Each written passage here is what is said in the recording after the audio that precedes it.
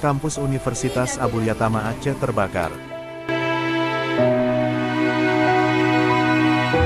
Aula Balainya Syekh, Gedung C Kampus Abul Yatama yang terletak di Lampoh Gede, Kuta Baro, terbakar sekitar pukul 12.25 WIB, Rabu, tanggal 14 Desember tahun 2022. Dikutip dari laman website harianreportase.com, titik api diperkirakan berasal dari konsleting listrik pada salah satu AC di ruangan aula tersebut.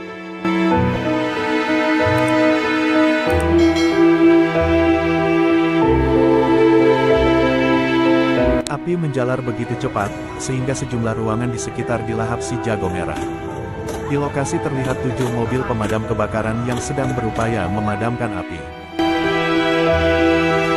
Hingga berita ini diturunkan belum ada keterangan resmi dari pihak kepolisian maupun dari instansi lainnya mengenai penyebab pasti terbakarnya aula kampus Abul Yatama tersebut. Untuk diketahui, Gedung C, Aula Balainya Syekh Kampus Abul Yatama tersebut terdiri dari beberapa ruangan, di antaranya ruang kuliah, perpustakaan, dan aula.